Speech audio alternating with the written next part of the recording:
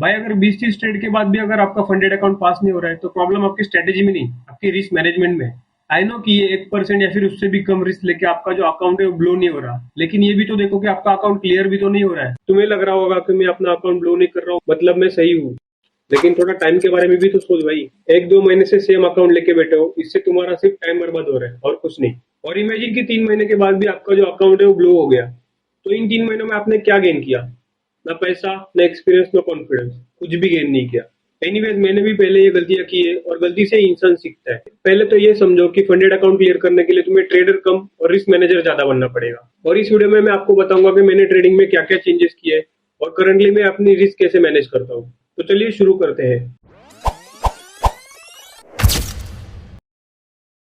तो हमें कम से कम ट्रेड्स में अपना अकाउंट पास करना है और साथ ही में अपनी जो अकाउंट ब्लो होने की जो रिस्क है उसको भी कम रखना है। वरना ऐसे ही नहीं कि 4-5% का एसएल लेते हैं, ऐसे तो 2 ही गलत ट्रेड में अपना पूरा अकाउंट ब्लो हो जाएगा। तो चलिए इसका सोल्यूशन बताता हूँ। तो ऑलमोस्ट सभी प्लेटफॉर्म में 3 मेन रूल होते हैं और वो भी ऑलमोस्ट सब में सेम ही रहते हैं। प्रॉफिट टारगेट 8 से 10% तक का होता है। डेली ड्रॉडाउन जो होता है वो 3 से 5% तक का होता है और जो ओवरऑल ड्रॉडाउन रहता है वो 10% का होता है। अब क्योंकि डेली ड्रॉडाउन जो है वो 3 से 5% का है, मतलब हम दिन में 3 से 5% तक का रिस्क ले सकते हैं। इसलिए हम क्या करेंगे, रिस्क पर ट्रेड जो है वो 2% रखेंगे। अब ये 2% का रिस्क एक अच्छा ऑप्शन इसलिए है क्योंकि आप अगर इससे कम रिस्क लोगे तो आपका जो 10% का टारगेट है वो अचीव करने के लिए आपको ज्यादा टाइम लगेगा और नंबर ऑफ ट्रेड्स भी ज्यादा लगेंगे। और अगर आप 2% से ज्यादा रिस्क लोगे तो आपके जो अकाउंट ब्लो होने के चांसेस है वो भी बढ़ जाएंगे। तो मेक श्योर कि आप आपसे अपनी जो रिस्क पर ट्रेड है वो 2% रखें, ना ज्यादा ना कम। 1.8 1.9 भी चलेगा, लेकिन सीधा 1% रख देना या फिर सीधा 4% पे जंप कर देना, this is not a better option. इसके बाद सेकंड चीज जिस पे हमें ध्यान देना है वो है आरआर, मतलब रिस्क पर रिवॉर्ड रेशो। आपका जो रिस्क टू रिवॉर्ड रेशो है वो मिनिमम 1:3 तो होना ही चाहिए। वैसे तो आइडियल 1:4 है, लेकिन मिनिमम 1:3 तो लेना ही है। अब यहाँ पे एक बात पे ध्यान दो कि 1:3 रिस्क रिवॉर्ड होना चाहिए। इसका मतलब ये नहीं है कि आपका जो टीपी है वो आप जबरदस्ती बढ़ा दोगे। इसका मतलब है कि आपको ऐसे ट्रेड्स ढूंढने हैं जिसका टीपी नेचुरली 1:3 हो। अगर आपको अपने सेटअप पे लॉजिकली 1:3 ट्रेड मिल रहा है तो ही लेना है, नहीं तो वो ट्रेड आपको अवॉइड कर देना है।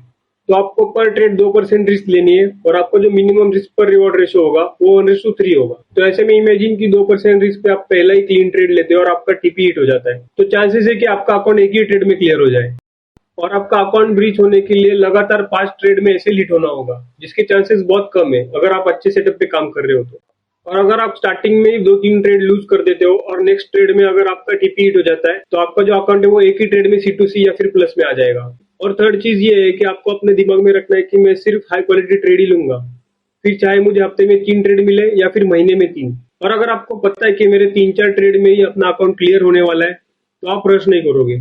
और इन्फ्लुएंसर्स को देख के 1 मिनट या फिर 5 मिनट टाइम फ्रेम पे ट्रेड करना बंद करो और हायर टाइम फ्रेम पे शिफ्ट हो जाओ। इससे क्या होगा, आप ये जो 1-1% रिस्क लेके बेफालतू के अननेसेसरी ट्रेड्स लेते हो उसके बजाय आप हाई क्वालिटी ट्रेड्स पे ही फोकस करोगे। इंटरेस्ट में यही से आपकी साइकोलॉजी और ट्रेडिंग में इंप्रूवमेंट दिखेगी। तो फाइनली मैं आपको कुछ रूल्स बताता हूँ, आपको बस उनको फॉलो करना है। सबसे पहला रूल है, जो आपका रिस्क पर ट्रेड होगा वो 2% होगा, ना इससे कम होगा ना ज्यादा। सेकेंड रूल में आपको सिर्फ वही ट्रेड लेना है जिसका आरआर 1:3 या फिर उससे ज्यादा है। और थर्ड रूल है, आपको वीक में सिर्फ 3 से 4 ही ट्रेड लेने हैं, उससे ज्यादा बिल्कुल नहीं। अगर आप अपने एंट्री सेटअप के साथ ये 3 रूल फॉलो करोगे तो आप ऑटोमेटिकली ए प्लस सेटअप पे फोकस करोगे और इससे आपको एक और फायदा होगा कि आपकी साइकोलॉजी और ट्रेडिंग दोनों में इंप्रूवमेंट दिखेगी। तो ये रूल्स आप अपने ट्रेडिंग में जरूर यूज करना और उसके बाद आपका जो भी रिजल्ट है वो कमेंट में जरूर बताना। अगर ये वीडियो आपको इन्फॉर्मेटिव लगा हो तो लाइक और सब्सक्राइब करना मत भूलना। Hey doctor. मिलते हैं अगले वीडियो में। Until then keep grinding.